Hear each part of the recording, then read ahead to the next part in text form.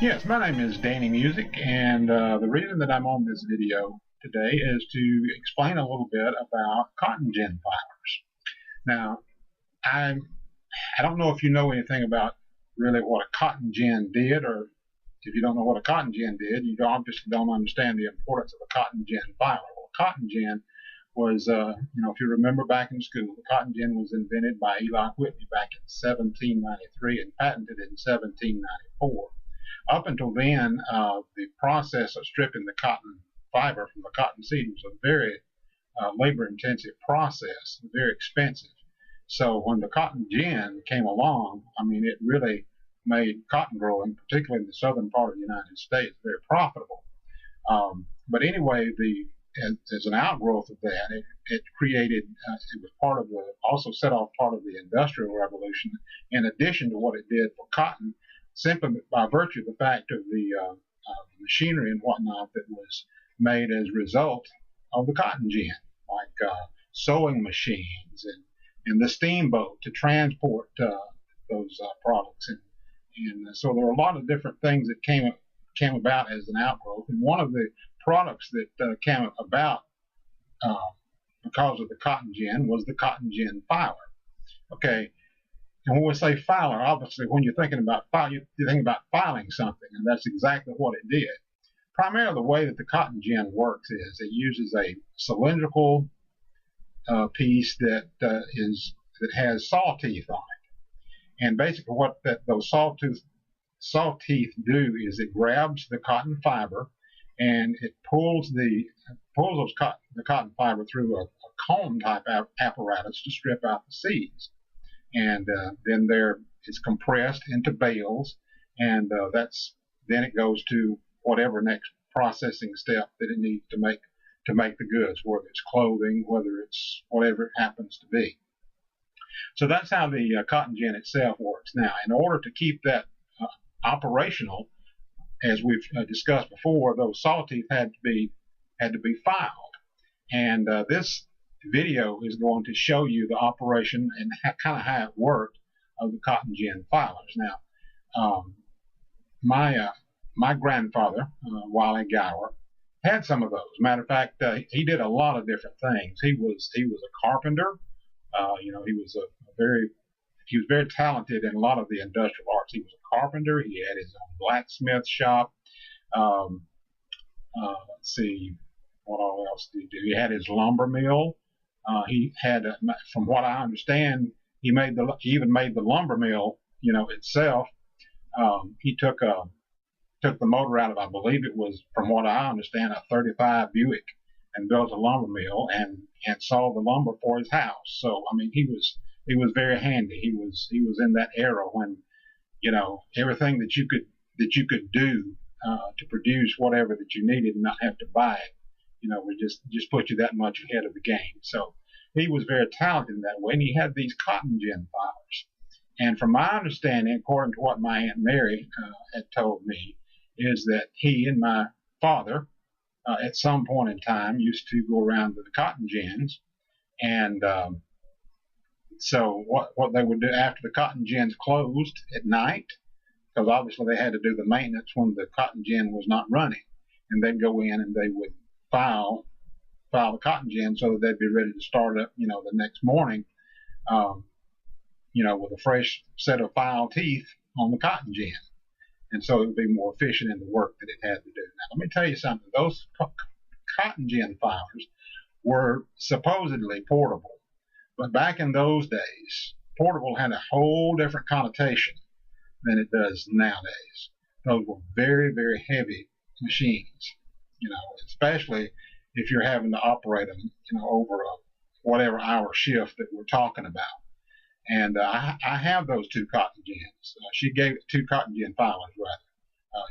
My Aunt Mary gave those to me, passed them down from my grandfather.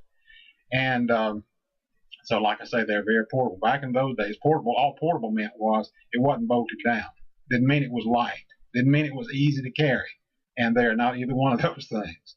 But from the stories that she told me, my father and my grandfather used to go out and they'd do these jobs of filing cotton gins, come back in the next morning and My grandfather would have to be rubbed down with liniment. He was not a big man at all. He was stout, and he could do a lot of different things. But it's just real interesting about the way that came about. And I hope you enjoy this film. And also, I just wanted to say one other thing: is embrace your heritage, your history. Realize that whether you particularly can get along with them, as much as you possibly can, because whether you like them or not, the fact of the matter is that something in your makeup came about as a result of that person. If it's nothing but the color of your hair or the lack of some, in some cases, but just just be proud of your family and the people that you grew up with. And I hope you enjoy this film. Thank you. Now you saw this machine operate here just a few minutes ago. I just wanted to point out a few things about it. You see up there at the very top. Now I've seen pictures of this particular machine on the internet before. It does say the duplex up there at the top, and it says patented, but there's no patent date on it anywhere. You can kind of see the way some of the, I hope I can do this because I'm trying to shoot the video and operate the machine at the same time. But you can see right here, how the gear is moving, and then on the back, underneath this main gear right here, you can see it's like a cam. I'm sorry. Let me pull it out just a little bit more. It's like a cam that's made into the bottom of that gear, and it operates.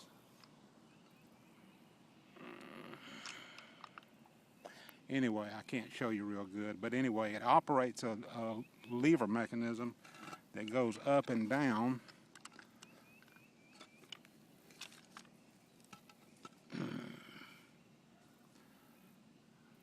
Right here, this thing rides up and down, and it also goes back and forth right here. And I don't know exactly what that's for. Maybe it's to progress to the next sawtooth. I don't know, but anyway, it's a pretty amazing piece of equipment. It's fairly complex. On the back side, or actually on one of these little pieces on the side here, it says the A.A. Wood and Sons Company, Atlanta, Georgia. I don't know if you can see Atlanta too well or not. But anyway, that's some of the features of this particular machine right here. Obviously, this is the later of the two machines that I have, and I'm not exactly sure if it was made like in the 20s or the 40s. According to my aunt, my dad and my granddad would go and do the saw filing jobs after the gins had closed at night. My mom and dad got married in 1940, so I'm assuming that it was sometime after that time when they would go together. But I have no idea how old this piece of equipment was at the time, but I have another one I want to show you shortly. Thank you. Now this machine right here is much easier to display right here. It's a much simpler machine. It's an older machine than the first one that I showed you, but I'll just kind of show you how this works. Okay, you can see that this is a single action machine right here, very simply made, and the way that this is not nearly as elaborate a mechanism. Now you can see this is one piece here and a piece on the other side of this main branch going down through the middle of the machine. But anyway, the file is just attached to the side of this. There's another one over on the other side, and they're going kind of contradictory motion with one another right there. But it is just one single motion machine. As I've said before, it's a lot simpler. And let me just kind of move around here to the back side and show you some interesting stuff on it. Now you see the patent date right here, patent December 14th, 1897. So we're looking at Let's see, this is 2012. That's a 115-year-old machine right here. And down at the bottom, by the way, before I show you that, now this right here, this, for those of you that I'm sure knows, this is a dirt dauber nest right there, and I just can't bring myself to get rid of that because I think it just adds a lot of character to it. I wish I had known the dirt dauber that lived in there. We would have a memorial service, but anyway, there's another one over here on the other side. Let's see, I don't know if you can see it. Oh yeah, right there. That must be where the mother-in-law lived right there. Anyway, at the bottom, see if I can, once again, I'm trying to shoot the video and do this at the same time, so just bear with me. I know you're getting kind of a headache, but anyway, I'll just read it to you. It says, manufactured by O. Knutson, Waco, Texas, for C.A. Richardson and Company. But anyway, this is the older one of the two machines because it was made or patented in 1897. Pretty neat. Thanks.